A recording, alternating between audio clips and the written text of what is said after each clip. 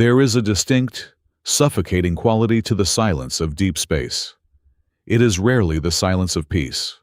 More often, it is the absolute, agonizing stillness that precedes a violently snapped neck. It is the held breath of a universe waiting for a catastrophic miscalculation to unfold. Throughout the sprawling, chaotic tapestry of galaxies, civilizations rise and fall, but only rarely does history not just turn, but completely break. This was one of those moments. The void was perfectly still around the ragged edge of a dying gas giant, offering no warning, no cosmic lament, for the fatal arrogance that was about to echo across the stars. Drifting silently in the cold shadow of the planetary debris was the vanguard of the Ithrine ascendancy. To understand the Ithrine is to understand the absolute, unwavering worship of probability.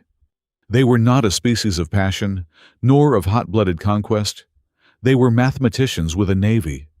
They believed, with terrifying religious fervor, that every civilization, every biological impulse, every desperate final stand could be reduced to a simple equation. Calculate the variables, find the fracture point, and apply the exact amount of pressure required to shatter the target. They did not fight wars, they solved them. To the ascendancy, a battlefield was merely a grand chalkboard where the inferior variables were systematically erased. For over 1,000 solar cycles, this methodology had proven infallible. They had conquered the sprawling hive minds of the outer rim by mathematically predicting their swarm patterns and turning their own defensive instincts against them. They had subjugated the ancient, stoic builders of the deep core by mapping their economic decay and starving them into submission long before the first shot was fired. The Ithrine ascendancy did not understand the concept of a desperate, unpredictable struggle. They only understood the cold, hard certainty of an equation balancing out to zero. This obsession with flawless predictability was written into their very DNA.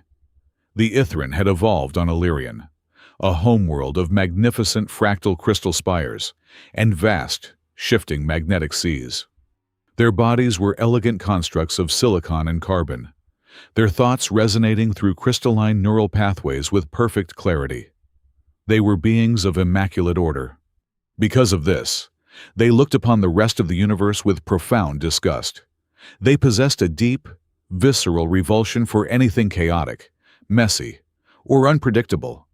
Humanity, with its sprawling, noisy, contradictory existence, a species entirely driven by irrational emotions and conflicting desires, was the ultimate affront to the Ithrine equation. To the ascendancy, humans were not just an enemy. They were a biological disease, a mathematical error, begging to be corrected by a superior intellect. Standing at the center of the Dreadnought's vast command bridge, Marshal Serak embodied the flawless edge of Ithrine philosophy. The ambient light of the command deck refracted beautifully through the sharp, violet ridges of his facial plates, projecting an aura of absolute control. Serak had commanded the outer fleets for 62 standard cycles. He had subjugated 12 distinct star systems.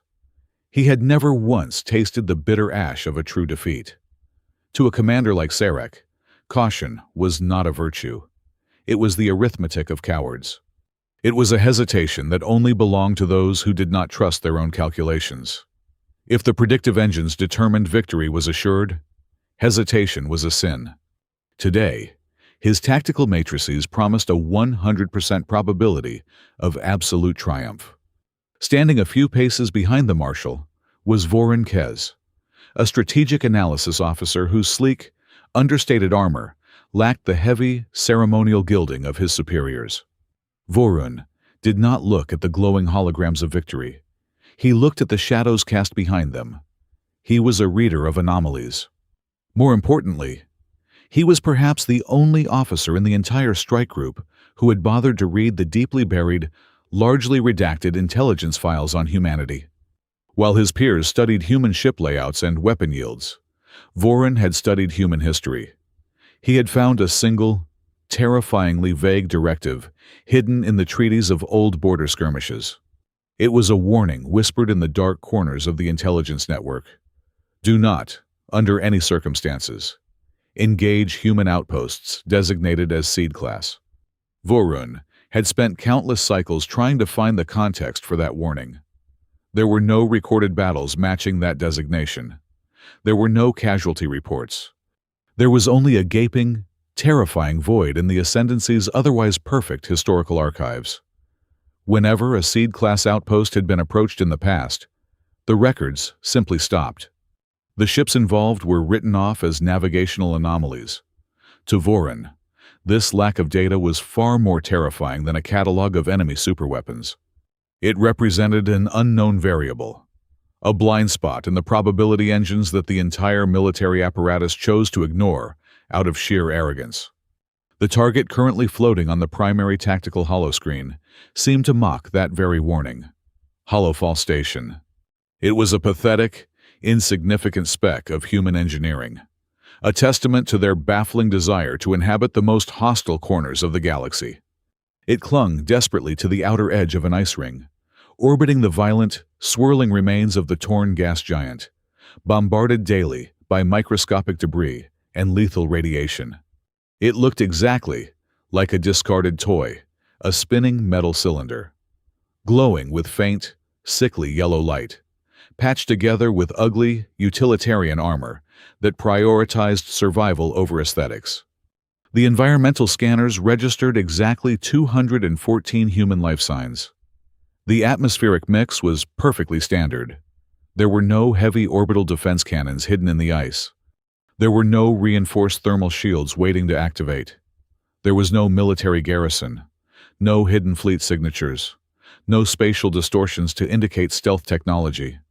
By all scans, by every metric available to the most advanced sensors in the known universe, it was exactly what it broadcasted itself, to be a harmless, civilian biological research facility, tasked with studying glowing fungus and extinct flora in extreme cold. Marshal Serak looked at the spinning cylinder and saw a mathematical gift. It was the perfect, fragile little sphere of human hubris, just waiting to be crushed in his palm. Seizing Holofall would achieve two flawless objectives. First, it would expand the Ascendancy's territorial borders by 3 full parsecs, without triggering the tripwires of major human armadas. Second, it would send a chilling, calculated message back to the Earth government. It would demonstrate that the Ascendancy could strike anywhere, at any time, with absolute impunity. The strategy was brutally simple. A lightning-fast suppression. Jam their communications, breach the outer airlocks, and secure the central command before a single human could reach for a distress beacon. Capture it clean, capture it fast, and leave humanity entirely paralyzed by the sheer efficiency of the strike. Marshal, Vorinkez spoke, his vocal harmonizers vibrating with a harsh, dissonant tone that betrayed his internal panic. The probability engines are reading the surface data, but the architectural density of the station does not align with a simple civilian greenhouse. The energy signatures beneath the ice ring are geological echoes from the gas giant's decay. Analyst Vorun, Serak interrupted smoothly, his voice a perfect, soothing chime of absolute authority. You allow old ghost stories to corrupt your logic. Look at it. It is a tin can filled with dirt and botanists. They do not even possess a localized militia. To fear a weed is to admit you do not own a blade.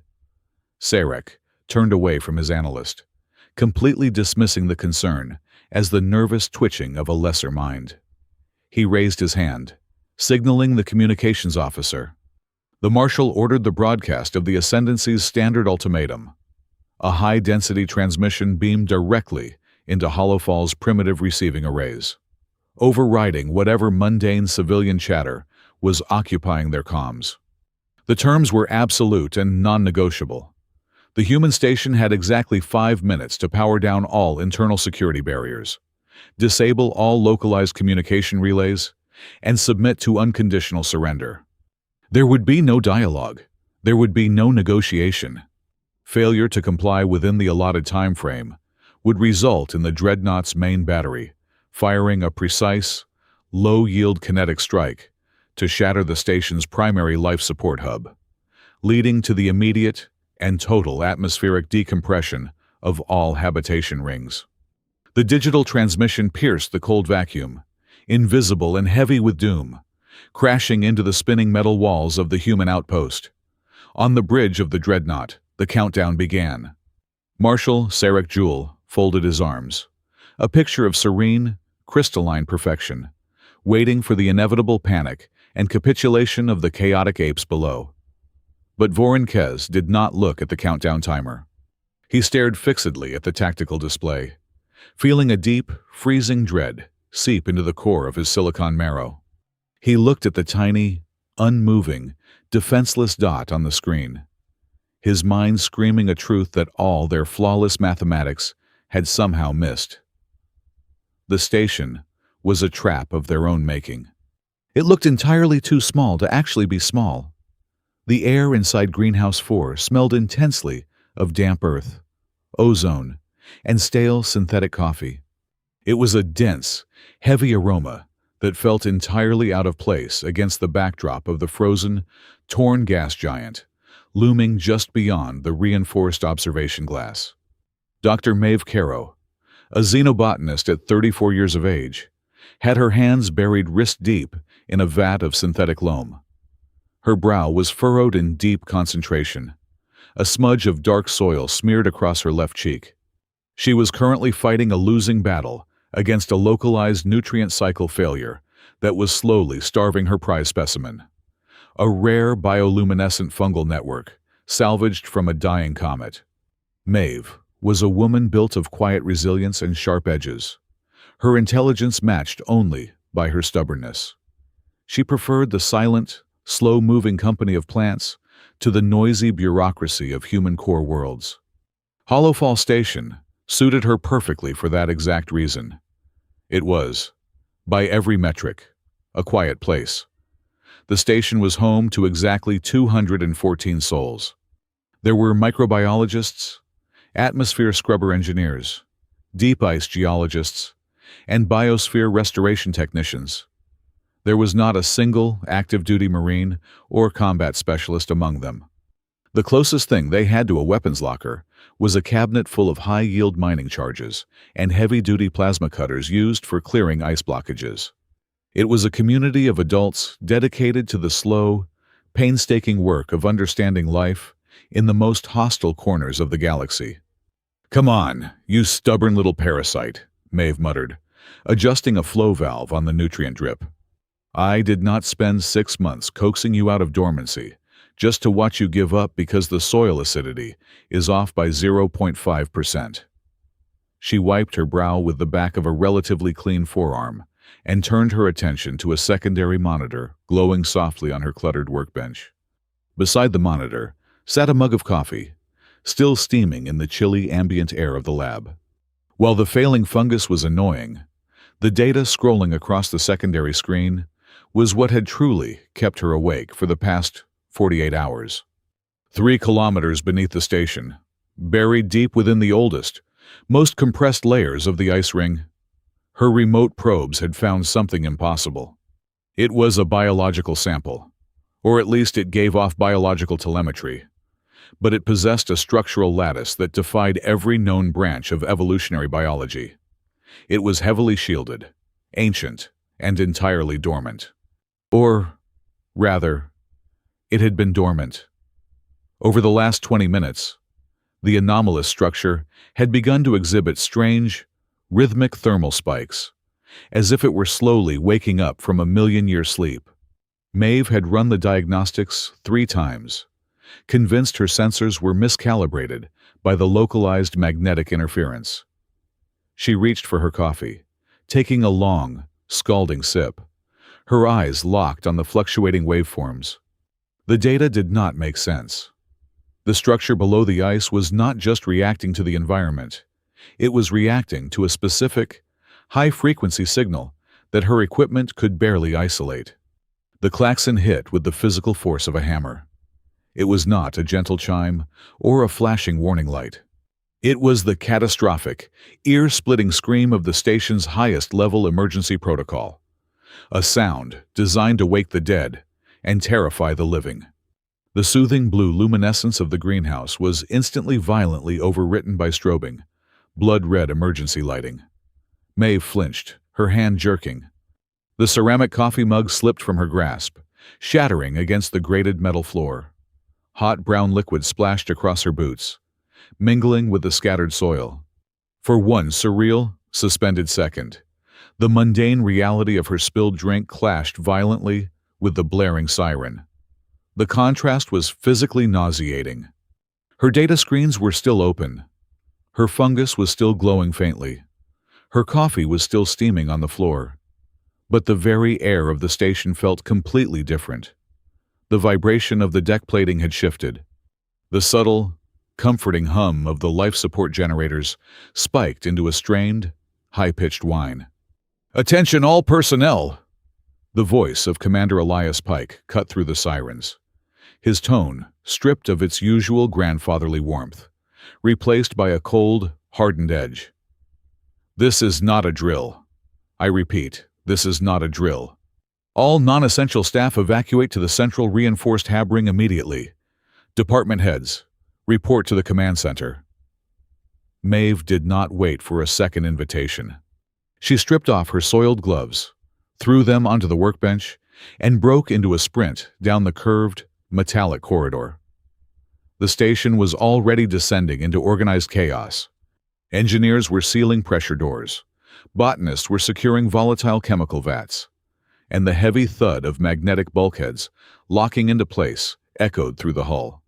The faces she passed were pale, etched with sudden, profound confusion. They were scientists. They were not equipped for this. She burst through the pneumatic doors of the primary command center just as Elias Pike was slamming his fist against a communication console. The commander was a tall, broad-shouldered man in his late 50s, his gray hair cropped close to his scalp. He usually possessed the calm demeanor of a man who had seen everything. But right now, the tension in his jaw looked like it could snap steel. "Talk to me, Caro!" Elias barked, not looking up from his tactical display. "What is the status of your deep ice probes?" "The probes are functional, but the localized interference is off the charts," Maeve replied, stepping up to the console and struggling to catch her breath. "Elias, what is happening? Why did the proximity alarms not give us a warning? We should have seen any debris field coming days ago." "Because it is not a debris field," Elias said quietly, his voice dropping to a level that chilled Maeve to the bone. He tapped a command key, and the main holographic table hummed to life. The visual rendering made Maeve's stomach drop into freefall. Hovering just outside their sensor perimeter was a massive, angular shadow, flanked by dozens of smaller, razor-sharp escort vessels. They were not human designs. They were cold, crystalline, and terrifyingly precise. "They dropped out of faster-than-light travel practically on top of us," Elias explained, his eyes fixed on the impossible fleet. "They bypassed the outer warning buoys completely. I tried to trigger the standard distress beacon to the nearest colonial fleet, but it is useless. We are completely blanketed. They are jamming us with a broad-spectrum white noise transmission so dense it is scrambling our internal comms. We are totally isolated." Maeve stared at the alien dreadnought, her scientific mind struggling to process the scale of the threat. "Why us? We are a civilian greenhouse. We have nothing of value. There are 214 people here. Elias, we do not even have defensive shields." "I know," Elias said, running a hand over his face. "Which means they are not here for our hydroponics bays." Maeve's eyes widened as her brain finally connected the disparate pieces of data. She quickly pulled up her own tablet, linking it to the command table. "Elias, the anomaly under the ice. The biological chamber I have been trying to decode for the last 3 months. It is reacting." Elias turned to her, his expression sharpening. "Reacting to what? To them?" Maeve pointed at the alien fleet on the hologram. The moment they dropped out of lightspeed and initiated their jamming frequencies, the chamber woke up. It is not just a frozen fossil. It is an active system, and their presence just tripped its proximity sensors. Whatever is buried down there, it recognizes that fleet. A heavy, suffocating silence fell over the command center, punctuated only by the distant, muffled thuds of the station's automated defense shutters locking down the external windows. Elias looked at Maeve, then looked at the encrypted datapad locked into his command chair. He let out a long, heavy sigh, as if the weight of a planet had just been placed on his shoulders. "Close the blast doors," Elias ordered the room at large. "Lock down the command center. No one enters or leaves without my vocal authorization." As the heavy metal doors sealed shut with a final, echoing clang, Elias turned back to Maeve. He entered a complex 12-digit alphanumeric sequence into his console, followed by a biometric retinal scan.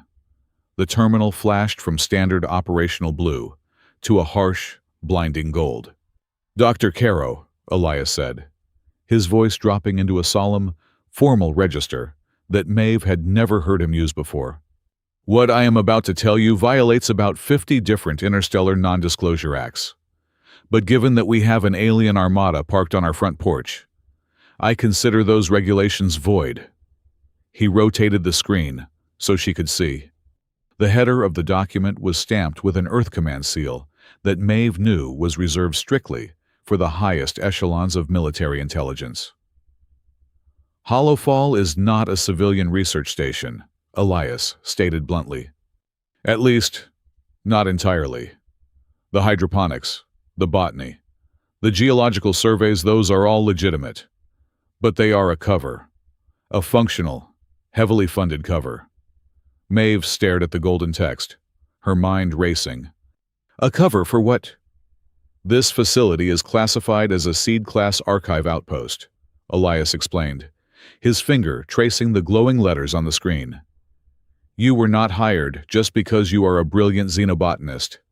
Maeve, you were brought here because you know how to keep things alive in the dark.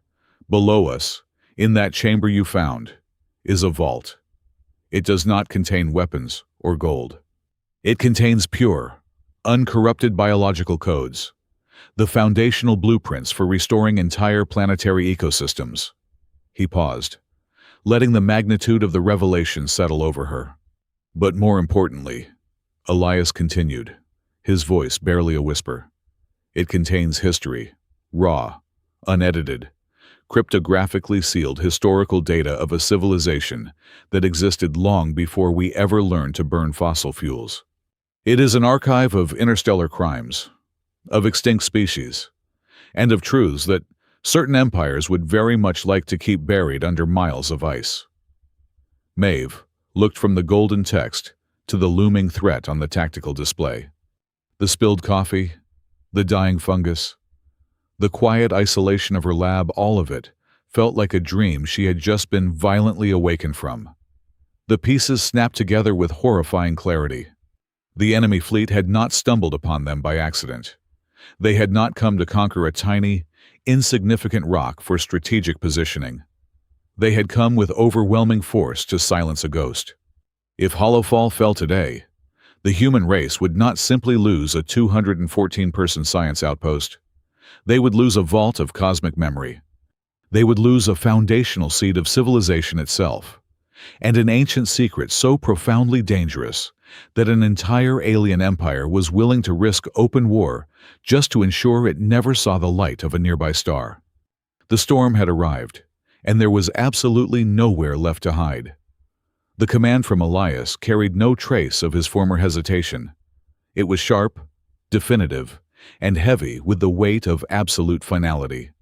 He authorized the Hearthglass protocol. Maeve did not wait for further instruction. She grabbed the wrist of Talia Boone, the 26-year-old senior communications officer, whose fingers were flying frantically across a locked terminal, and dragged her toward the primary access lift. Talia was pale, her breath coming in short, erratic gasps, but she did not resist. They threw themselves into the cramped, cylindrical elevator, just as the external shockwave of another jamming pulse rattled the station's superstructure. Maeve slammed her palm against the override panel, bypassing all safety protocols, and punched in the access code for sub-level 42. The descent was violently fast. The lift plummeted 3,000 meters straight down into the darkest, most heavily compressed layers of the glacial bedrock. The sudden loss of altitude made their stomachs lurch, the mechanical scream of the braking thrusters deafening in the tight space. "What is Hearthglass?" Talia shouted over the noise, her hands gripping the safety rails so hard her knuckles turned white. "Elias locked me out of the main array. The central routing system is redirecting all our power downward." "Where are we going?" "We are going to the root," Maeve replied, her voice steady despite the adrenaline pounding in her temples. "The station architecture is just a canopy. We need to reach the core before the enemy breaches the upper decks." The lift slammed to a halt with a bone-jarring crunch. The pneumatic doors hissed open, venting a cloud of freezing, ancient air into the cabin. They stepped out, not into a standard human engineering bay, but into a cavernous, impossibly vast geometric vault. The walls were not made of steel or titanium. They were forged from a dark, iridescent material that seemed to drink the meager light of their flashlights, folding into fractal patterns that hurt the eyes to look at directly. It looked less like a machine room and more like the inside of a massive, fossilized synthetic brain. Thick, translucent biological cables, pulsing with faint bioluminescence, snaked outward from the center of the room, threading directly upward into the bedrock to merge with Holofall's human-built life support systems. The entire outpost had been constructed perfectly, precisely, on top of this single structure. Talia stumbled forward, her technical scanner beeping wildly as it tried and failed to make sense of the ambient radiation. "This is not Earth tech. This is not even colonial fringe tech. The metallurgical decay rate on these alloys suggests they have been sitting in this ice for at least 200,000 years.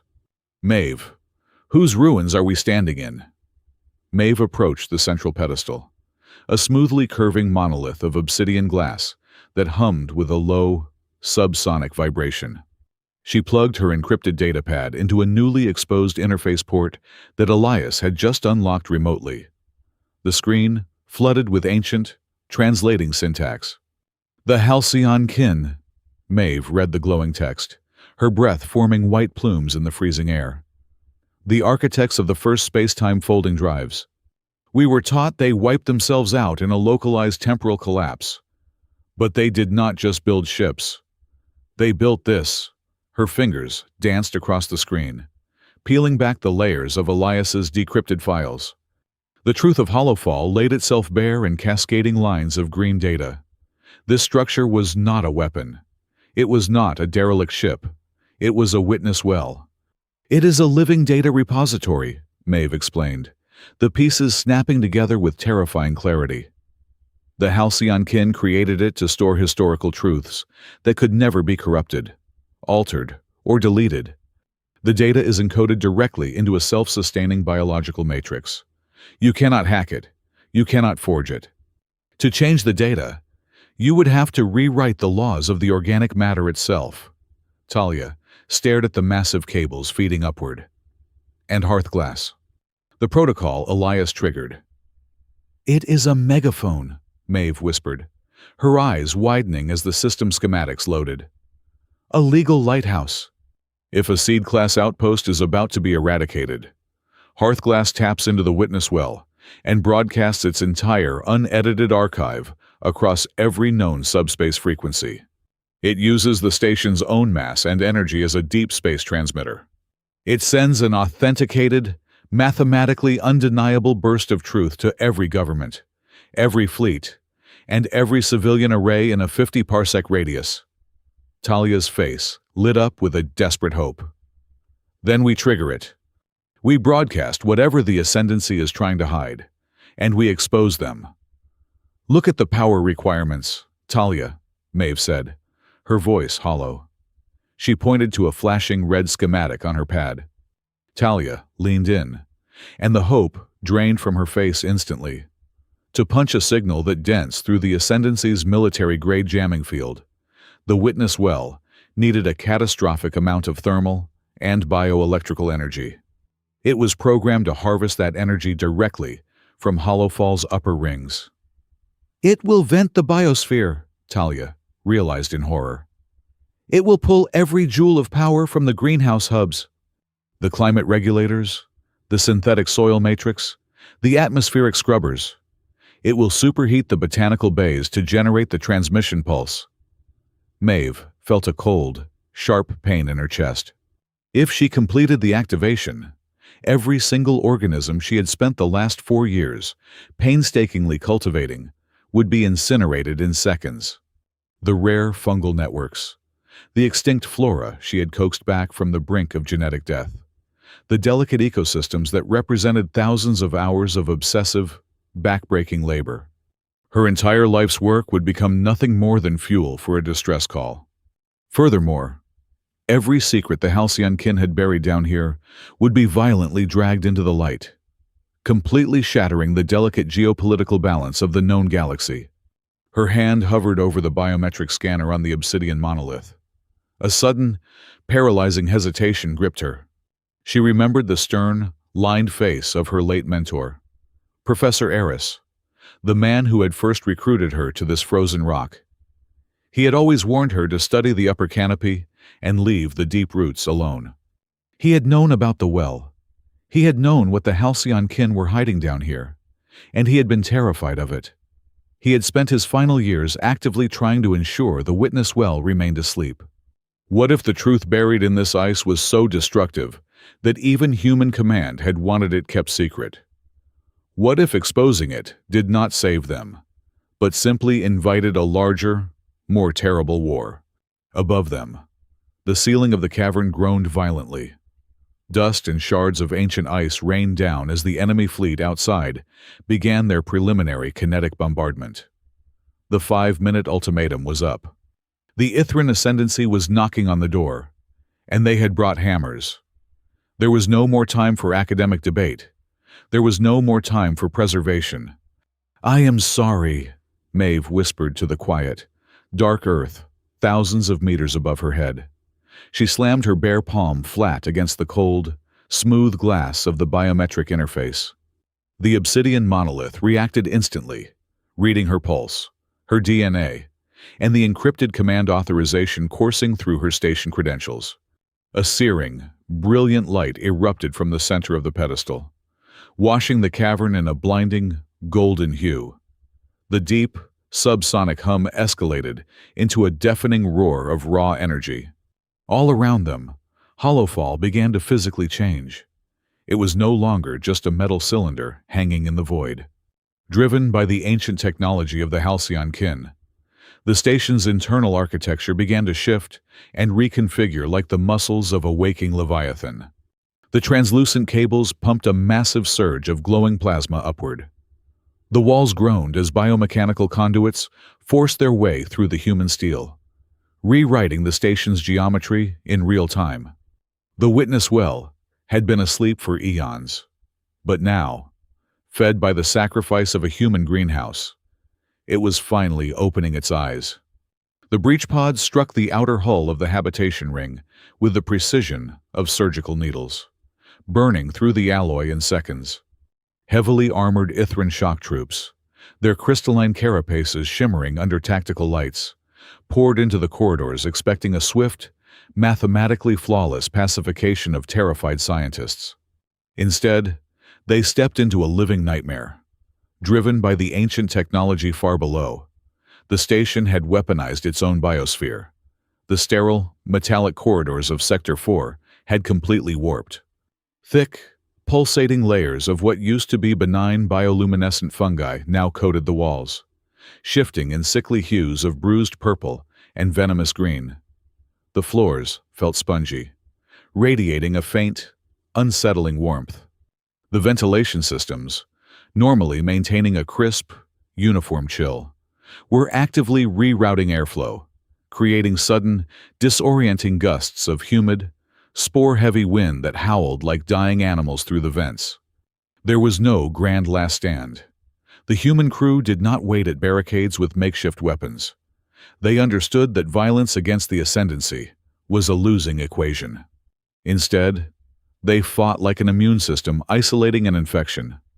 Deep within the central routing hub, Maeve and Talia watched the tactical feeds, their fingers dancing across localized environmental controls. They were not firing guns. They were manipulating temperature drops, locking down specific transit tubes, and starving certain corridors of oxygen, just enough to slow the invaders down without killing them. They were building a labyrinth in real time. The true horror for the boarding parties began when they tried to rely on their flawless optical sensors. As the Ithrine squads advanced deeper into the botanical bays, their visors began to glitch violently. The mutated fungal spores hanging thick in the air were highly reactive to the specific electromagnetic frequencies used by the alien armor. The spores ignited upon contact with the sensor sweeps, creating massive, glowing thermal blooms. To the shock troops, their tactical displays suddenly screamed that they were surrounded. Hundreds of heat signatures seemed to be sprinting through the walls, dropping from the ceilings, and flanking them from impossible angles. The highly disciplined soldiers found themselves firing plasma bursts into empty air, screaming at data ghosts, while the station silently sealed the blast doors behind them, locking them in glowing, dead-end terrariums. Aboard the dreadnought, the sleek command bridge was completely silent, save for the frantic clicking of mandibles. Vorinkez leaned closer to his analysis terminal, his violet eyes wide with creeping dread. He watched the telemetry from the boarding parties dissolving into complete chaos. 3 elite squads were currently trapped in a botanical wing, firing at nothing, their oxygen slowly being replaced by localized narcotic atmospheric mixes that made them lethargic. "This is impossible," Vorin muttered to himself, his fingers pulling up the architectural schematics of the station, only to watch the digital lines writhe and change before his eyes. A standard civilian research facility did not possess recursive, bioreactive architecture. A mining outpost did not have access to an automated, non-violent environmental defense grid that could outsmart elite shock troops. The sheer sophistication of the countermeasures pointed to a terrifying conclusion. They were not fighting a crew. They were fighting the station itself. Marshal Serak Jewel slammed his fist onto the primary command table, cracking the holographic projector. His flawless operation, the one guaranteed to take exactly 4 minutes and 20 seconds, was currently entering its 16th minute of utter humiliation. His troops were being outmaneuvered by mold and air conditioning. His pride, an emotion he usually buried beneath cold logic, flared into burning rage. He needed a swift victory to maintain his infallible record, and this creeping, chaotic delay was unacceptable. "Recall the boarding parties," Serak snapped, his voice vibrating with a dangerous resonance. "If they wish to hide in their weeds, we will burn the soil. Target the secondary ice shelf supporting their lower hab rings. A localized kinetic bombardment of the foundational bedrock will cause cascading structural panic. Rattle their cages until they are forced to open their atmospheric shields and beg for surrender." "Marshal, wait," Vorin interjected, stepping out of line. "The architectural density below the ice is unmapped. A kinetic strike could severely compromise the target." "Fire," Serak ordered, completely ignoring the analyst. The dreadnought's ventral cannons hummed, releasing a concentrated volley of high-density tungsten slugs. They tore through the vacuum and slammed violently into the thick belt of ancient ice supporting Holofall. It was a catastrophic miscalculation. The ice shattered, but the kinetic force did not dissipate into the rock. It struck the buried, dormant extensions of the halcyon kin structure. The impact hit a precise geometric resonance point of the living data repository. Space did not just shake, it rippled. A massive, invisible wave of sheer gravitational and temporal dissonance erupted from the impact site, washing over the ascendancy fleet like a silent tsunami. On the bridge of the dreadnought, the lights flickered and died for a terrifying 3 seconds before the emergency backups kicked in. But the real damage was not electrical. The massive probability engines, the absolute core of the Ithrine military doctrine, the infallible supercomputers that predicted every enemy movement, every battle outcome, every breath the universe took, screamed in a high-pitched digital agony. The main tactical screens, usually filled with clean, predictable lines of future outcomes, dissolved into absolute static. "Report!" Serak demanded, his voice cracking for the very first time. The chief tactical officer turned around, his facial plates pale and trembling. "Marshal, the predictive matrix. It has collapsed. The engines cannot process the feedback from the station." "Recalibrate them," Serak shouted. "Reroute the processing power." "You do not understand, sir," the officer replied, his voice dropping to a terrified whisper. "They are running, but the math is entirely broken. The engines cannot see the next 12 minutes. They cannot see the next 10 seconds.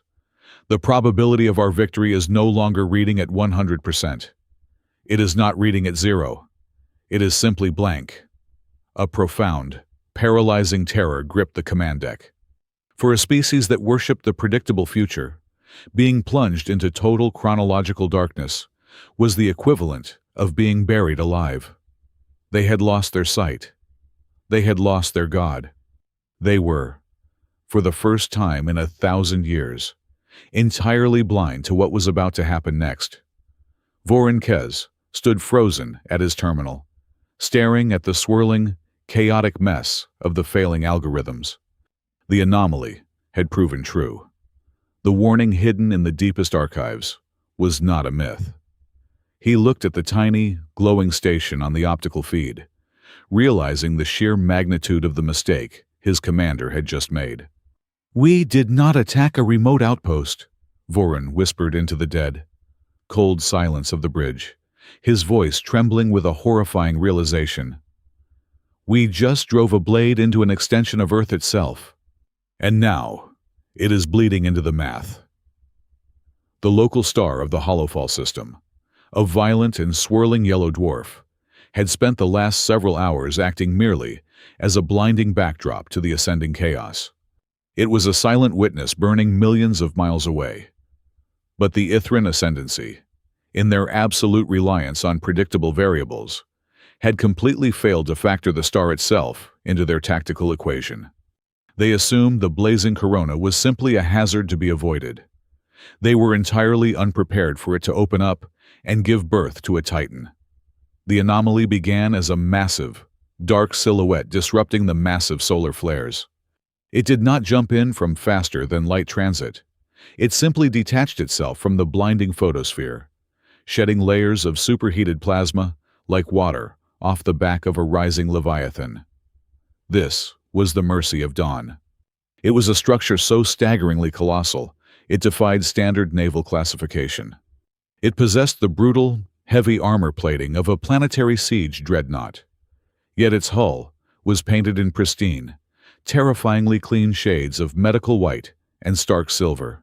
It was a battleship, a mobile fortress, and a trauma hospital, all woven into one impossible, contiguous city in the sky. It had been parked inside the magnetic shadow of the star, entirely invisible to any sensor sweep, quietly waiting out the decades. Humanity did not announce its arrival with the thunderous roar of artillery or the aggressive posturing of a swarm. The mercy of dawn glided into the dark space above the station with an eerie, glacial majesty. Accompanying it was a river of silver light. From the cavernous launch bays of the Titan, thousands of autonomous drone craft poured into the void. These were the shepherd knives. They did not resemble the bulky, heavily armed fighters of the colonial militias. They were sleek, needle-like slivers of highly polished alloy and hard light, moving with a synchronized, fluid grace that looked less like a military formation and more like a single, massive school of deep ocean predators. Standing perfectly still on the vast, curved observation deck of the Mercy of Dawn was Commodore Norvik. She did not wear the heavy, imposing combat armor favored by her alien counterparts. Her uniform was a simple, impeccably pressed slate gray, entirely devoid of ostentatious metals. Rhea was not a butcher. She was the precise, unyielding instrument the Earth government deployed when they needed to excise a conflict before it metastasized into an unwinnable genocide. She believed that overwhelming violence was the resort of the incompetent. True power was applying exactly enough pressure to stop a heart, or restart it, without breaking a single rib. Rhea stepped toward the communication matrix. She did not raise her voice. She did not issue a blood-curdling war cry. She engaged the broad-spectrum transceiver and spoke. Her voice echoed across the crumbling command bridge of the Ithrine flagship, translated perfectly into the complex, harmonic crystalline clicks and hums of their native tongue. Ithrine Ascendancy Fleet Vanguard. This is Commodore Norvik of the United Nations Interstellar Mandate. The Holofall Outpost falls under our absolute sovereign protection. You are entirely out of your depth. Cease your hostile actions, power down your main batteries, and initiate an immediate withdrawal from this sector. The delivery was entirely devoid of anger, malice, or fear. It was the calm, detached tone of a physician informing a patient of a terminal, yet unavoidable, diagnosis. Marshal Serak Jewel. His flawless probability engines still dead, and his tactical screens screaming with static, heard that calm voice and perceived only weakness. His species did not understand the concept of quiet confidence. To the Ithrine, a lack of aggressive posturing meant a lack of capability.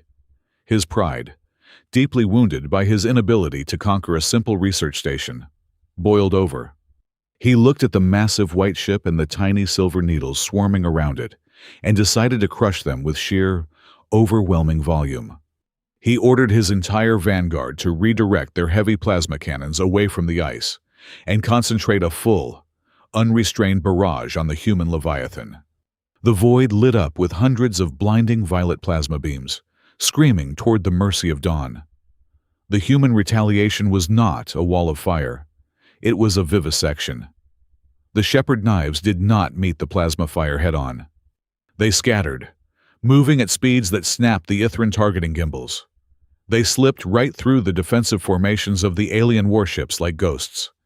They did not aim for the heavily armored bulkheads or the hardened crew compartments. They aimed for the veins. With microscopic, hyper-focused cutting lasers, the drones systematically dismantled the Ithrine fleet in absolute silence. They sliced the external power couplings of the heavy plasma cannons, turning the massive weapons into dead weight. They painted the delicate sensor arrays with targeted electromagnetic bursts, permanently blinding the warship's navigational eyes. They darted beneath the primary thruster banks and severed the fuel injection manifolds, leaving the elegant, crystalline destroyers drifting aimlessly in the dark, their engines sputtering and dying. It was a methodical, terrifying castration of a military force. Simultaneously, the Mercy of Dawn did not fire a single offensive weapon. Instead, it projected massive, localized gravity tethers. It actively caught the stray plasma bolts and kinetic debris that Serak had fired in his panic, absorbing the impacts against its heavy shields to ensure not a single piece of shrapnel struck the fragile ice ring of Holofall. More staggeringly, when two panicked Ithrine interceptors collided in the chaos and ejected their crew capsules, the human dreadnought extended gentle tractor beams, pulling the enemy life pods into its secure medical bays. Deep within the ancient, glowing heart of the witness well, Dr. Maeve Caro watched the telemetry of the battle unfold on her tablet. The sheer scale of the encounter should have been terrifying, but instead, it sent a deep, chilling awe straight to her marrow. She realized then what made humanity truly horrifying to the rest of the galaxy. It was not their capacity for destruction. It was their absolute, cold mastery over it. She was watching a battle, but it looked exactly like a surgical operation. The Mercy of Dawn and its swarm of drones were cutting a malignant tumor out of the solar system, entirely focused on disarming the threat without killing the patient. The Ithrine wanted a glorious, mathematically perfect war. Humanity had responded by treating them like a biological hazard that simply needed to be neutralized and quarantined. Above them, the Ithrine formation completely shattered, bereft of their primary weapons, blind, and limping on secondary thrusters. The alien captains did not wait for Serak to issue an order. Survival instinct overrode their failing military doctrine. One by one, the crippled alien vessels spun up their emergency spatial drives, tearing chaotic, uncoordinated holes in the fabric of space to flee back to their core worlds. Commodore Norvik stood on her observation deck, watching the violet flashes of the retreating fleet.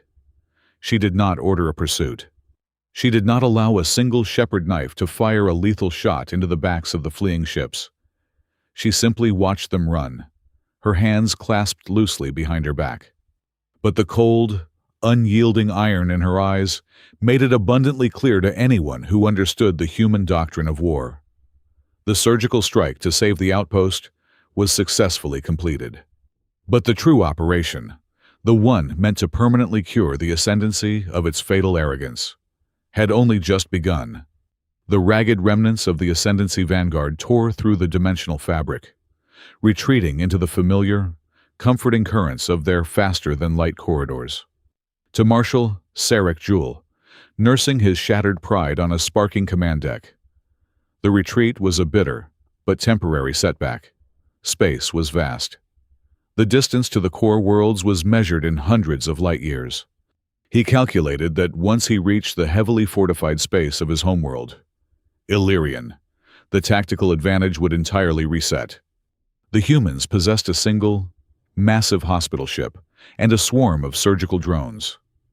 But they lacked a true invasion armada in this sector, or so his crippled probability engines allowed him to believe. He assumed his fleet had successfully escaped the killing blow. He assumed the ascendancy still possessed the strategic initiative. He was fundamentally wrong. Aboard the Mercy of Dawn, Commodore Norvik watched the spatial tiers seal shut behind the fleeing alien vessels, leaving the void around the torn gas giant quiet once more. Her bridge crew, a symphony of quiet, focused discipline, awaited the order to pursue. Rhea simply shook her head, her hands resting calmly behind her back. Chasing a wounded animal through the dark was a profound waste of perfectly good resources. Humanity did not fight wars by trading blows in deep space or engaging in protracted chases. They fought by reading the absolute blueprint of their enemy and dismantling the very foundation of their house. Commodore, we have isolated the resonance signature, a senior sensor technician reported, his voice a low, steady hum in the vast command center. The kinetic strike that Serak had foolishly ordered against the ice ring had done far more than blind his own ships. When the ancient halcyon kin structure beneath the outpost had flared in defense, it had illuminated the entire alien fleet in a bath of temporal radiation. Through that momentary exposure, human intelligence had just solved the greatest classified mystery of the Ithrine military machine. The ascendancy did not use independent navigation drives. Their faster-than-light technology was entirely parasitic. It was tethered to a massive, centralized broadcast beacon located deep within their homeworld. It was a planetary choir corps. Every single ship in the Ithrine Navy was unconsciously singing the exact same navigational song, connected by an invisible, neural tether straight back to their capital planet. By striking the outpost, Serak had inadvertently handed Earth the master key to his empire's front door. Every retreating ship was leaving a glowing, mathematically undeniable footprint, leading directly to the heart of their civilization. Rhea turned to her primary tactical console. Under the United Nations interstellar mandate, human military doctrine was strictly and coldly categorized. Territorial disputes merited diplomatic sanctions. Border skirmishes merited localized suppression. But an unprovoked, full-scale assault on a Seed-class archive outpost triggered an entirely different, far more terrifying protocol. Those outposts held the genetic memory of Earth. They were the ultimate insurance policy against the extinction of the human race, containing the blueprints to rebuild entire biospheres from ash. Threatening a Seed-class facility was legally defined by human high command as an act of attempted omnicide. The mandated response to such a threat was never punitive. It was purely preventative. It required the immediate and absolute eradication of the aggressor's capacity to ever project force again. Rhea typed a secure, highly encrypted message consisting of exactly 4 words and transmitted it via quantum entanglement directly to Earth Command. Target verified. Execute protocol. Light years away, drifting silently in the freezing, lightless voids just outside the borders of the Ithrine ascendancy, the shadows of deep space began to move. For over 2 decades, human military intelligence had seeded the alien perimeter with deep cover stealth assets. They were inert, entirely powered down, heavily shielded to be completely indistinguishable from floating asteroids or dead comets. Now, receiving the microburst transmission from the mercy of dawn, hundreds of deep space interdiction platforms woke from their long sleep. They did not move toward the retreating vanguard. They moved entirely out of phase with normal space, slipping past the heavily guarded border checkpoints, converging silently on a single, newly acquired set of coordinates: the Homeworld. Back on Holofall, completely oblivious to the massive strategic gears turning in the heavens above her, Dr. Maeve Caro was drowning in ancient history. The Witness Well, fully awakened by her biometric authorization, was projecting a localized holographic matrix around the central obsidian pillar. The freezing cavern air was thick with glowing, translating runes. She swiped past the first layer of data, pushing beyond the architectural schematics and the localized biosphere controls, diving recklessly into the core memory of the Halcyon kin. What she found made the blood freeze in her veins, colder than the glacial ice surrounding them. The outpost was not merely built on top of the well to protect it. It was built as a lock. The Halcyon kin had not simply recorded history here, they had quarantined it, burying it deep where the rest of the galaxy could not stumble upon it. Maeve deciphered the warnings, flashing in violent, crimson syntax across her screen. The archive contained the exact, unedited account of the Halcyon kin's own genocide. Human academies taught that the brilliant architects of space-time manipulation had wiped themselves out in a localized temporal collapse, a tragic, scientific accident. The data pulsing before Maeve proved that was a lie. They had been systematically hunted and eradicated by a younger, hyper-aggressive species.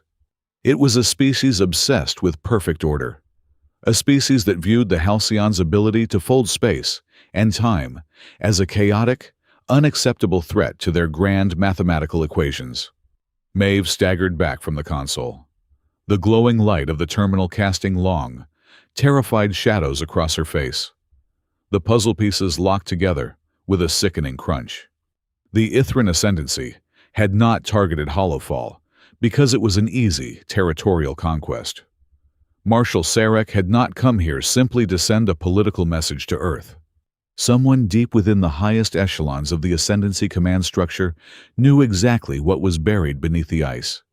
They knew that the ancient, bloody crimes of their ancestors, the foundational lie upon which their perfect, mathematically flawless empire was built, was sitting quietly in a human vault, just waiting to be cracked open. The assault on the greenhouse was never about expanding borders. It was a frantic, desperate, surgical attempt to assassinate a historical truth before humanity could realize what they possessed. The ascendancy wanted to burn the evidence before it could shatter their entire civilization from the inside out. "Maeve, what is it?" Talia asked, her voice tight with panic as she saw the sheer terror gripping the botanist. "What did you find in there?" "We were not ambushed today," Maeve whispered, her voice trembling as she stared at the glowing ancient data, recording the death of a species. Humanity did not just stumble into a random border war over a piece of ice. Talia, for 40 years, we have been building our greenhouses and brewing our coffee directly on top of a cosmic fault line. And today, the ascendancy just tried to bomb it out of existence. She looked up at the massive, shifting biomechanical ceiling of the cavern, realizing the terrifying, expanding scope of the conflict. This was no longer about a small outpost fighting off a pirate raid.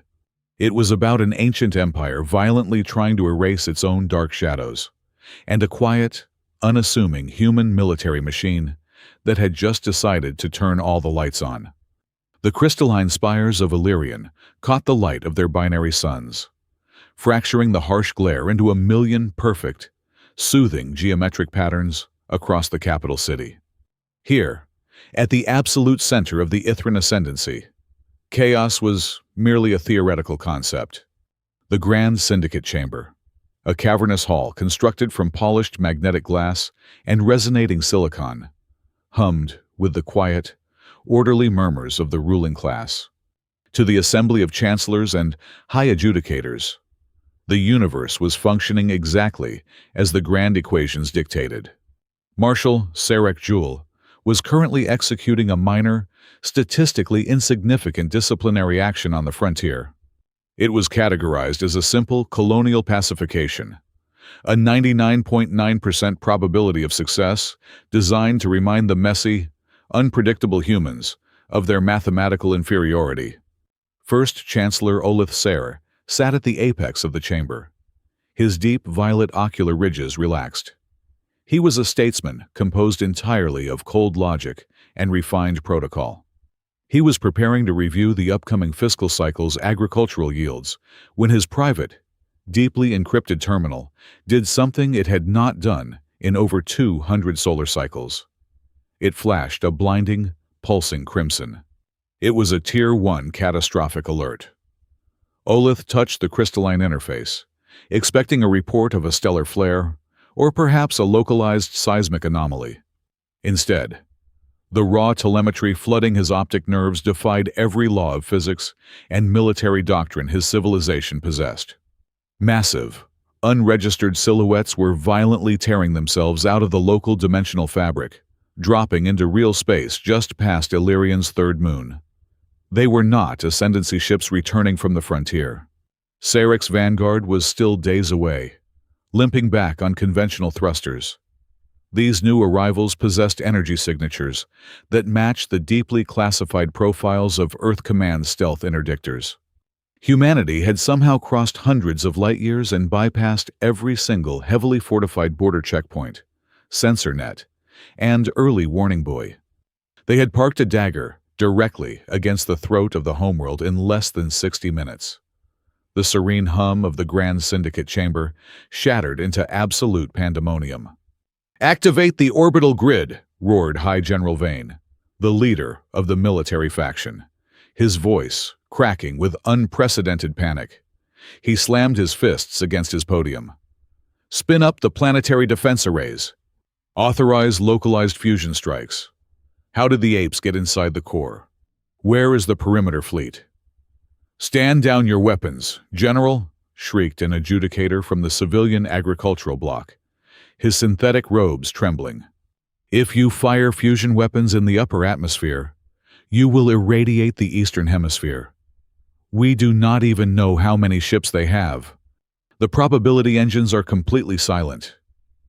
"The engines are not silent," a calm, deeply dissonant voice echoed from the lower tiers of the chamber.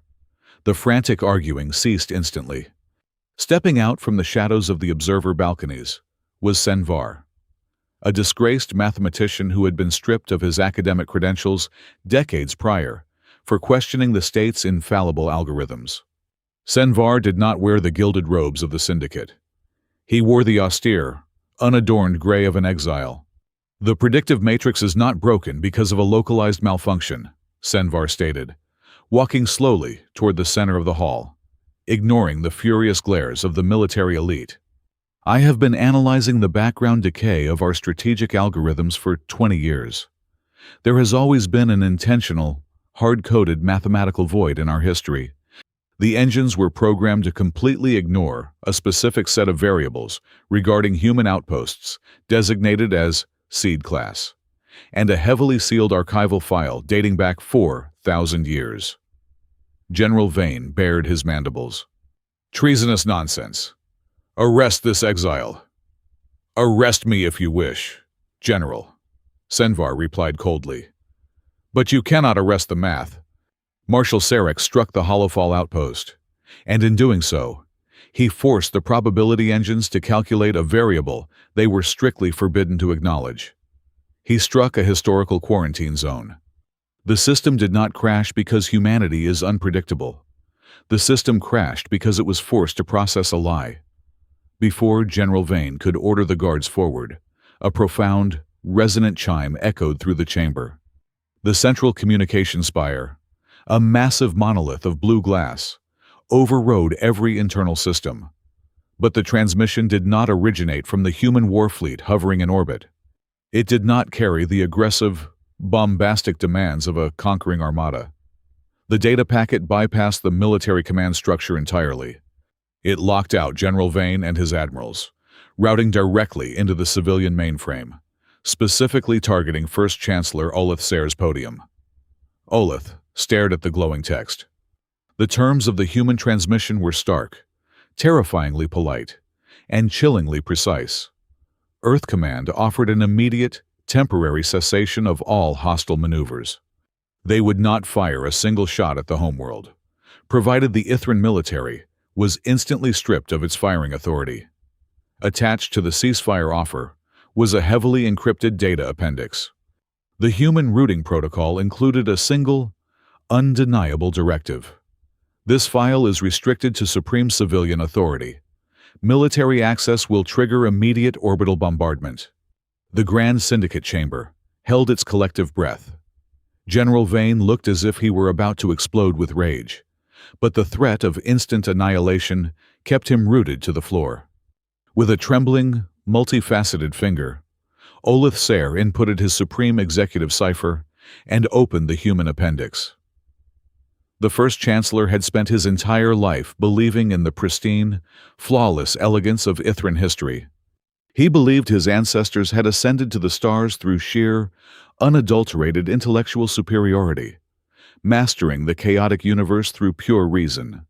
The data pouring from the human file, freshly extracted and authenticated from the living memory of the Holofall witness well, violently butchered that belief. Olith watched raw, unedited temporal recordings of the Halcyon kin. He saw the gentle, brilliant architects of space-time folding technology. Then, he saw the Ithrine ancestors. They did not arrive as diplomats or scholars. They arrived as butchers. The recordings detailed a systematic, horrifyingly efficient campaign of absolute extermination.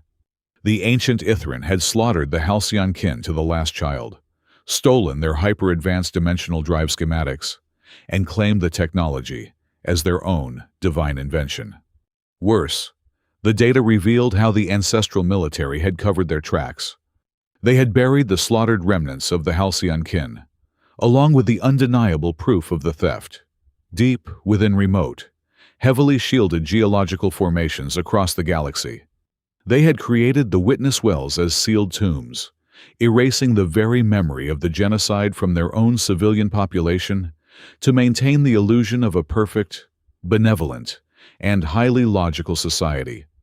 Holofall was not a random human outpost. It was the final, uncorrupted vault.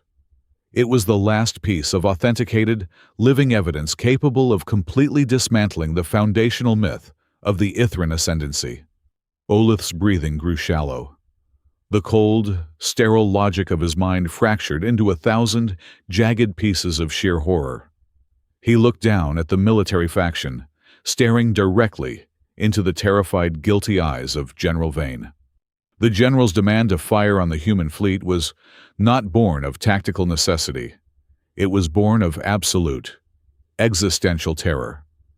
The First Chancellor finally understood the terrifying scope of the day's events. Marshal Serak's attack on the ice ring had never been a routine territorial expansion. The military high command had detected the human excavations near the witness well. They knew the Earth scientists were inches away from unearthing the greatest crime in galactic history. Serak had been sent to quickly vaporize the greenhouse and the ancient ruins beneath it, silencing the ghosts of the halcyon kin forever before humanity could decipher the truth. But they had failed. Humanity had deciphered it. And now, the humans had not come to Illyrian to burn cities or enslave populations. They had slipped through the defenses and parked their armada above the capital to deliver a cosmic subpoena. They had weaponized the truth. Olith Seri stood slowly, the weight of 4 millennia of lies pressing down on his shoulders. He looked around the Grand Syndicate chamber, at the panicked civilians and the desperate, cornered military leaders. He realized with absolute, chilling certainty that the Empire, as they knew it, was already dead. The humans had not fired a single weapon at their homeworld, yet they had just successfully detonated the Ithrine ascendancy from the inside out. The battered remnants of the ascendancy vanguard finally tore their way out of the dimensional slipstream, shedding the chaotic energies of faster-than-light travel as they breached the perimeter of the core system. On the sparking, smoke-filled command bridge of the flagship, Marshal Serak Jewel gripped the edges of his ruined tactical console. His mandibles twitched with a mixture of profound exhaustion and desperate relief. The retreat had been a humiliating, agonizing crawl through the dark, but they had made it. They had reached the absolute heart of the Empire. Illyrian was the ultimate fortress, heavily fortified by thousands of orbital defense platforms, shielded by overlapping magnetic barriers, and guarded by the pristine logic of the Grand Syndicate. Here, the fractured probability engines could be repaired. Here, they could rally the inner fleets, crush the human incursion, and restore the perfect mathematical order of the universe. Serak ordered the optical sensors to clear the jump static and focus on the homeworld. He waited for the magnificent, reassuring sight of fractal crystal spires and vast, shifting magnetic seas to fill the main viewing screen. The static cleared. The screen stabilized. A suffocating, paralyzing silence slammed into the bridge. The binary suns were still there, burning with their familiar, brilliant intensity. The massive, interlocking rings of the orbital defense grid were still there, their automated transponders pinging steadily in the void. The navigational buoys, the deep space sensor arrays, the automated mining stations scattered across the inner asteroid belt. All of it remained perfectly intact. But Illyrian was gone. Where the magnificent, teeming capital world of the Ithrine ascendancy should have been, there was only a colossal, terrifying manifestation of impossible geometry. It was a vast, glowing emptiness. It looked as though the very fabric of real space had been cleanly sliced open, folded back onto itself, and meticulously stitched shut with threads of blinding, iridescent light. It was not a debris field. There was no dust, no shattered tectonic plates, no boiling atmosphere bleeding into the vacuum. The planet had not been blown apart. It had simply been excised from reality, leaving behind a perfectly spherical, luminous void that defied every known law of astrophysics. Total, unadulterated panic erupted across the fleet. Navigation officers screamed as their sensors returned absolute zeros, where a planetary mass should be. Tactical operators frantically rebooted their consoles, convinced the visual data was a human, cybernetic infection.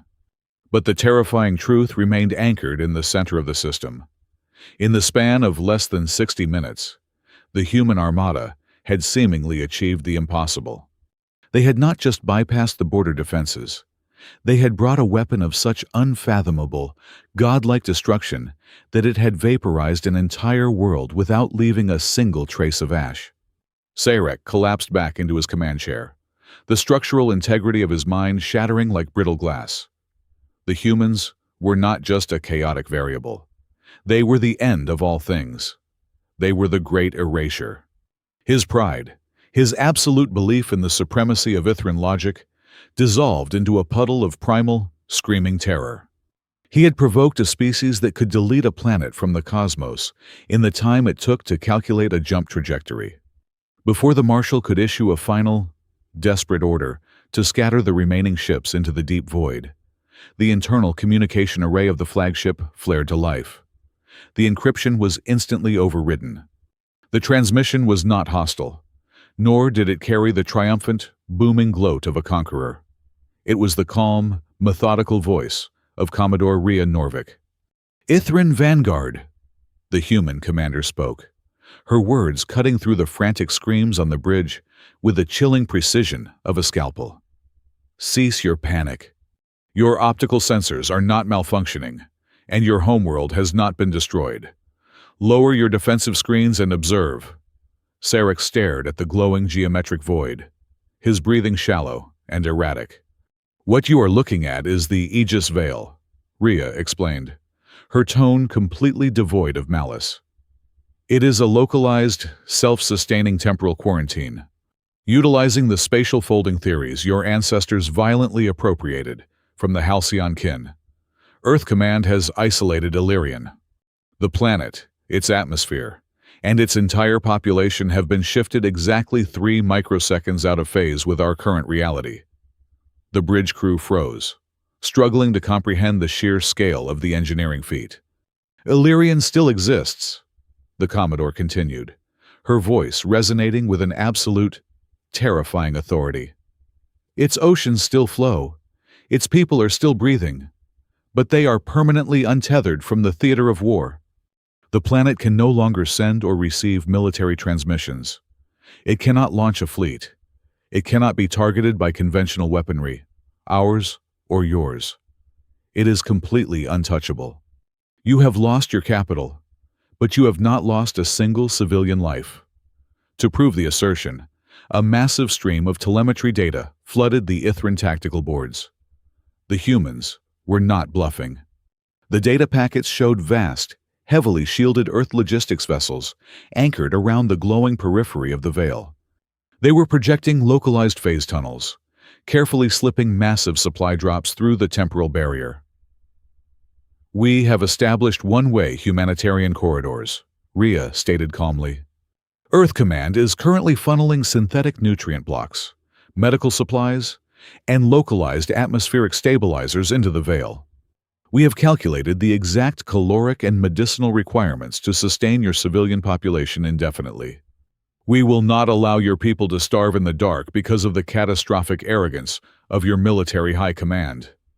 Serak Jewel felt a profound, crushing weight descend upon his chest. For the first time in his long, mathematically flawless life, he truly understood the enemy he had engaged. He understood the terrifying philosophy that governed the human war machine. If they had simply brought a weapon of mass destruction and reduced Illyrian to molten slag, the ascendancy would have understood it. It would have been a variable they could process. It would have ignited a holy war of vengeance that would have burned across the galaxy for 1,000 years. Destruction was simple. Destruction was just another equation to balance. But humanity had not chosen destruction. They had chosen something infinitely more devastating. They had chosen absolute, uncompromising control. They had reached into the heart of a billion-year-old empire, wrapped its beating heart in a pocket of untouchable time, and calmly assumed the responsibility of feeding the hostages. They had not decapitated the Ithrine ascendancy. They had smoothly, cleanly, surgically removed the sword from the Empire's hand, placed it entirely out of reach, and then bandaged the wound so the patient would survive the amputation. The transmission ended, leaving the command bridge enveloped in a silence so dense it felt like physical pressure. No one spoke. No one reached for a weapon. The clicking of mandibles had ceased entirely. Every officer, every tactical analyst, every proud, crystalline soldier standing in the ruined flagship looked at the glowing emptiness where their home used to be, entirely paralyzed by a new, alien emotion. It was not the fear of being killed. It was the profoundly shattering, mind-altering realization that humanity possessed the power to erase them from existence with a single thought, but had consciously, deliberately chosen not to do it. The visual feed from within the temporal quarantine was terrifyingly mundane. First Chancellor Olith Sayre and the exiled mathematician Senvar stood side by side on the observation deck of a neutral diplomatic cutter, granted temporary optical access by Earth Command. Through the shimmering, iridescent distortion of the phase barrier, they watched the capital city of Illyrian. It was completely untouched. Commuter transports glided seamlessly along the magnetic rails.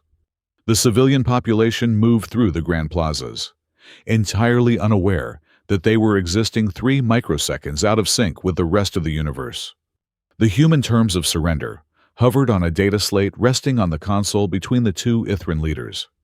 The conditions were brutally strict, engineered to dismantle an empire's fangs, yet completely devoid of the humiliation typically forced upon a conquered species. Humanity demanded the total, systemic disarmament of the predictive war doctrine, rendering the probability engines permanently illegal. They required the immediate extradition of the military high command, responsible for ordering the unprovoked strike on the ice ring. Furthermore, the ascendancy was to unseal all historical archives and submit to a joint galactic investigation regarding the ancient genocide of the Halcyon kin. Finally, they demanded a binding, permanent non-aggression framework recognizing the absolute sovereignty of all human outposts, designated as Seed Class. Looking at the unharmed civilians walking the streets of his captive world, Olith felt the last remnants of his pride evaporate. The civilian syndicate was already fracturing, desperately sending localized transmissions demanding immediate capitulation. They were perfectly willing to trade a fabricated history and a warmongering high command for the survival of their families. However, the political machinery of an empire rarely dies quietly.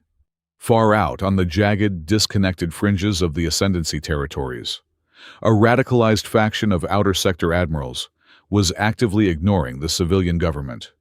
Cut off from the secure data packets and seeing only the terrifying reports that the Homeworld had vanished from real space, they smelled an opportunity forged in panic.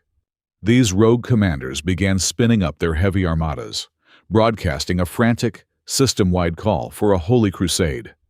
They intended to weaponize the fear of the missing capital, dragging the entire ascendancy into a catastrophic, suicidal war of vengeance against humanity. The political tightrope was fraying by the second. Deep within the damaged command bridge of the retreating flagship, Marshal Serak Jewel refused to read the human terms. He stared at his shattered consoles, his mind entirely consumed by a toxic cocktail of wounded pride and epistemological collapse. He could not accept that his entire existence, his flawless record, and his species' divine supremacy were built upon the bloody theft of another civilization's technology. If the foundation of the empire was a lie, then Serak decided the lie had to be protected at the cost of the universe itself. He turned to his chief navigation officer, his voice dropping to a dangerous, manic whisper. He ordered the helm to plot a blind, manual hyperspace jump straight back to the Holofall coordinates. Without the predictive engines, such a maneuver was essentially a death sentence. But Serak did not intend to fight the mercy of dawn. He intended to use his massive, heavily armored flagship as a kinetic kill vehicle.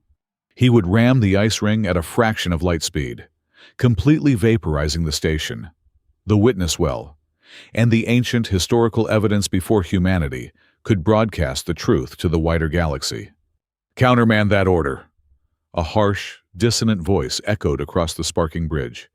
Voron Kez, the quiet strategic analyst who had spent his career living in the shadows of arrogant commanders, stepped directly in front of the helm console.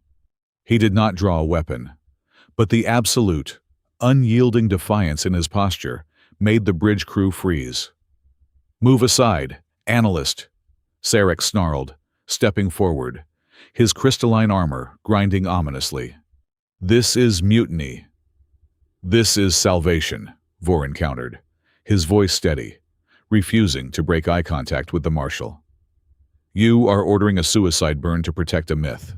We are not supreme beings. Serak. We are the descendants of murderers who stole fire and then convinced themselves they invented it. Your blind faith in the probability engines has made us slaves to a mathematical equation written by liars. I will not let you throw the last remnants of our fleet into the dark just to protect your ego." As the standoff on the crippled flagship reached a boiling point, the situation beneath the Holofall ice ring was accelerating toward a terrifying biological deadline. Dr. Maeve Caro knelt beside the glowing obsidian monolith of the witness well, her hands flying across her decrypted interface. She had bypassed the historical archives and was currently dissecting the raw operational code of the temporal quarantine enveloping the Ithrine homeworld. The data unfurling before her eyes completely recontextualized the human military strategy. The phase-shifting technology currently holding the enemy capital hostage was never designed as a weapon of war. It was the ultimate, desperate lifeboat. The Halcyon kin had engineered the technology as a planetary shelter, a way to hide their worlds from the ancestral Ithrine slaughter. Humanity had merely discovered the blueprints in the Outpost archives and redeployed the technology for its original, protective purpose. Earth Command had used a shield to win a sword fight. But as Maeve ran the localized physical simulations, a glaring, catastrophic flaw flashed across her screen in brilliant red syntax.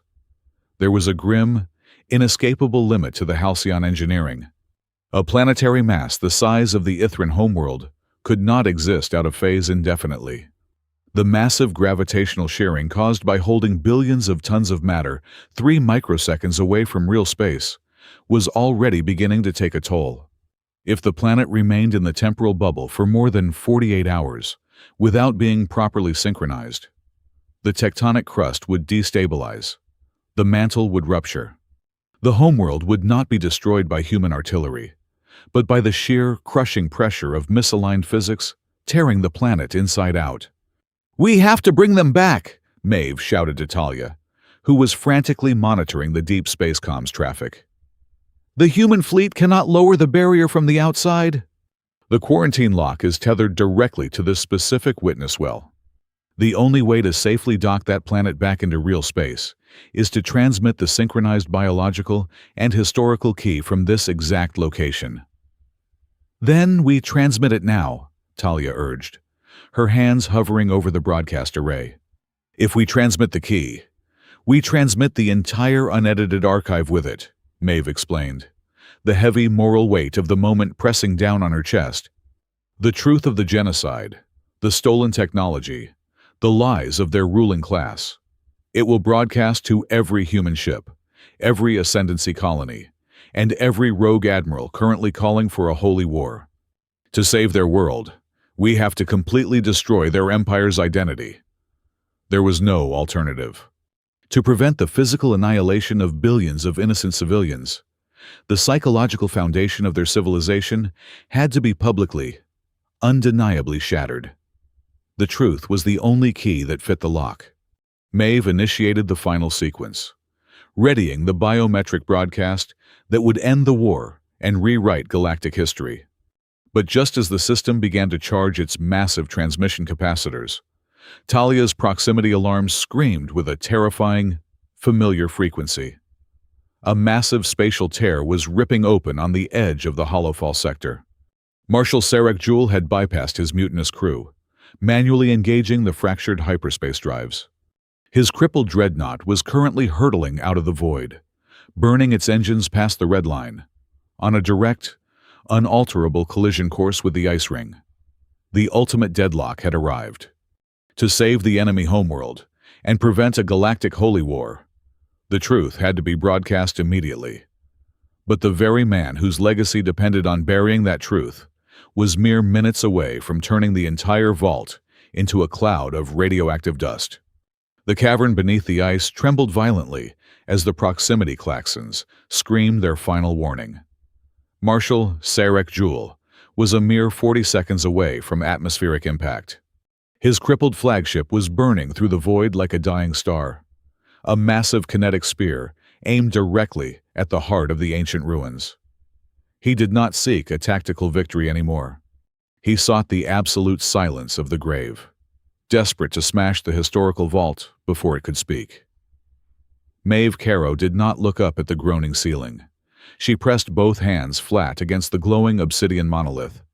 The witness well demanded an undeniable organic anchor to authorize the final broadcast, a living witness to carry the weight of the dead. She merged her own biometric signature with the station's Hearthglass logs and the pulsing halcyon core. The system accepted her. The deep, rhythmic vibration of the ancient machine synced perfectly with the frantic beating of her own human heart. High above the crumbling ice ring, Commodore Norvik stood on the immaculate bridge of the Mercy of Dawn. Her tactical officers had a firing lock on the incoming Ithrine dreadnought. A single, high-density railgun slug would have turned Serak and his ship into harmless, drifting vapor. But Rhea kept her hands resting calmly behind her back.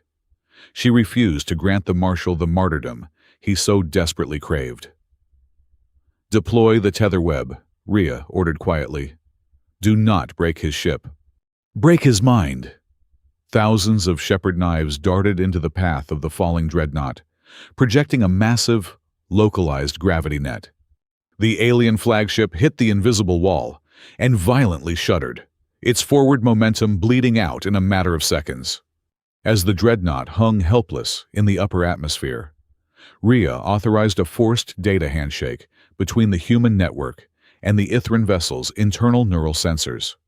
She dragged Serak Jewel directly into the projection zone of the witness well. On his sparking command bridge, the Marshal was suddenly blinded by an ethereal, golden light. The bulkheads dissolved. He was no longer standing on his ship. He was standing in the holographic echoes of a world that had burned 4,000 years ago. He watched, completely paralyzed, as the sleek, beautiful cities of the Halcyon kin were systematically reduced to ash. He saw the ancestral soldiers of his own mathematically perfect empire executing unarmed scholars, stealing the dimensional folding drives from the hands of the dying, and burying the evidence in the dark. It was not a simulation. It was the raw, unadulterated emotional memory of a slaughtered species pouring directly into his consciousness. Serak fell to his knees, his mandibles clicking in empty, horrified silence. The magnificent, infallible equation of his life was nothing but a blood-stained lie. Below him, Maeve completed the sequence. The witness. Well detonated, not with fire, but with information. A pulse of blinding, golden data erupted from the core of the ice ring, riding the human communication channels and hijacking the faster-than-light neural tethers of the entire ascendancy network.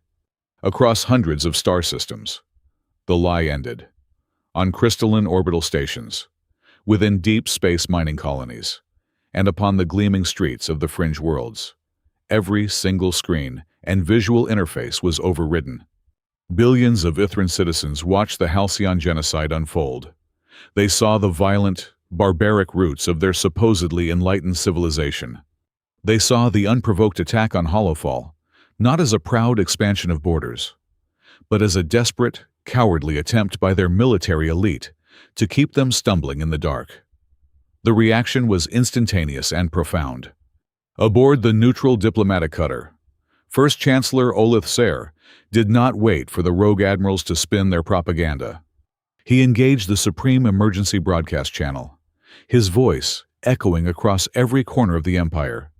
He issued an immediate, unconditional order for all military assets to stand down. He publicly declared Serak Jewel and the Fringe commanders as traitors to the new truth.